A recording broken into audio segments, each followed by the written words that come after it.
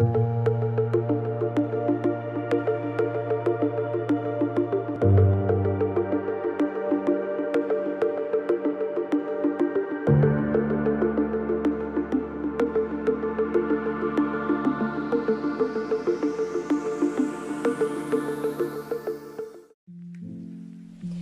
teman-teman semuanya, apa kabarnya nih? Kali ini kami dari mahasiswa Universitas 11 Maret Prodi Manajemen Perdagangan akan menjelaskan nih apa itu ekspor, kemudian dokumen-dokumen ekspor, siapa saja yang bisa ekspor, dan juga barang-barang ekspor itu apa aja. Udah pada tahu belum nih? Kalau belum tahu, yuk kita bahas sama-sama.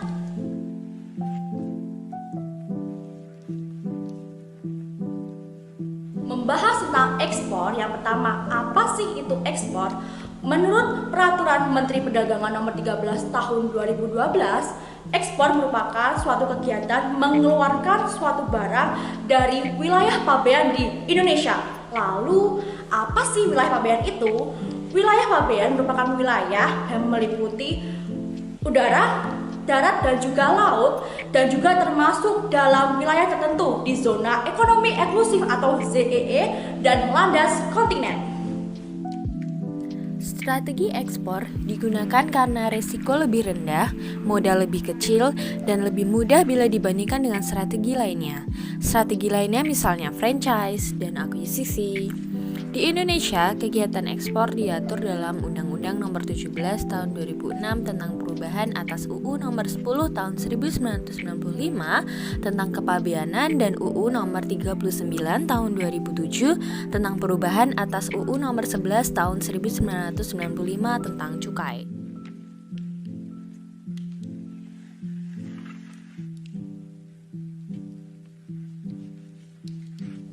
Lalu yang selanjutnya ada barang-barang ekspor, terdiri dari 3. Yang pertama ada barang bebas ekspor, yang kedua ada barang dilarang ekspor, dan yang 3 ada barang dibatasi ekspor.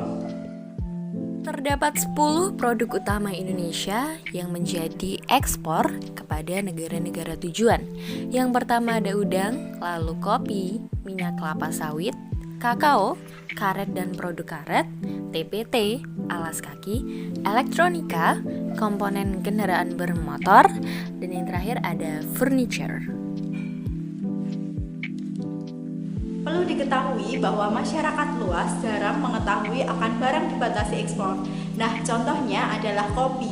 Kenapa kopi? Karena kopi memiliki kode HS0901.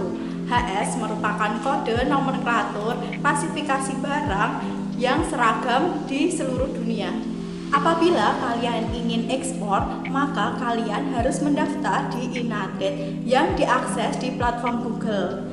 Apabila kalian ingin ekspor furniture, maka harus memiliki SVLK, yaitu Surat Verifikasi Legalitas Kayu, di mana surat ini itu digunakan untuk melihat apakah produk dan bahan bakunya ini sudah memiliki aspek legalitas. Persiapan dokumen-dokumen yang telah dijelaskan penting sekali untuk kelancaran transaksi ekspor kita dengan importir. Oleh karena itu, hendaknya mempelajari dokumen-dokumen tersebut secara serius sehingga mampu mempersiapkannya dengan tepat. Ini dikarenakan berkaitan dengan kecepatan dan ketepatan pengiriman ekspor yang berujung pada reputasi eksportir. Akan tetapi, bagi pelaku UKM yang merasa belum siap atau memiliki kapasitas dalam mempersiapkan dokumen-dokumen ekspor ini, sebaiknya menggunakan jasa forwarder dalam setiap transaksi pengiriman ekspor. Forwarder mampu membantu eksportir dalam konsultasi atau pengurusan dokumen ekspor selain dalam pengiriman. Bahkan forwarder juga bisa membantu dalam penyelesaian biaya-biaya yang timbul dalam transportasi dan penanganan muatan di pelabuhan.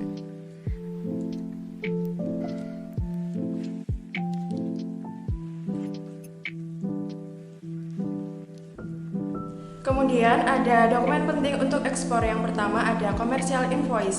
Barang yang dikirim harus sama persis dengan yang tertera dalam commercial invoice, karena akan terjadi masalah atau kesulitan apabila barang yang dikirim tidak sesuai dengan commercial invoice.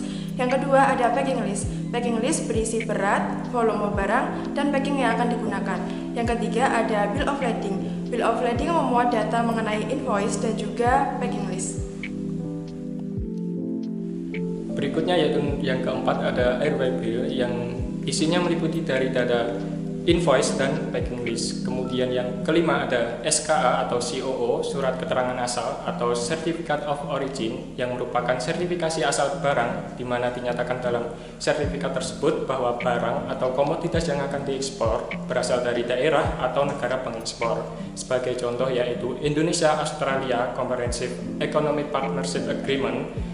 Dan untuk pengurusan SKA dapat dilakukan secara online dengan cara mencari atau mengetik di Google dengan kata e-SKA.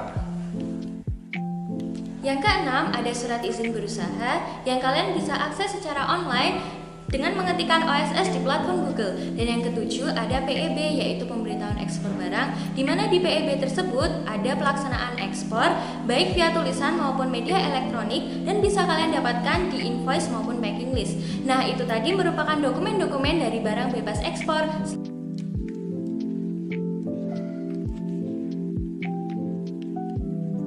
Untuk selanjutnya kita akan membahas mengenai siapa saja sih yang boleh ekspor.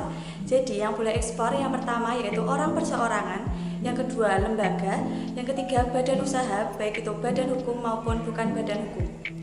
Nah, untuk perusahaan-perusahaannya sendiri, ekspor harus memenuhi ketentuan-ketentuan sebagai berikut. Yang pertama ada badan hukum berupa CV, firma, PT, Persero, Perum, Perjan, dan Koperasi. Yang kedua ada memiliki NPWP atau nomor wajib pajak.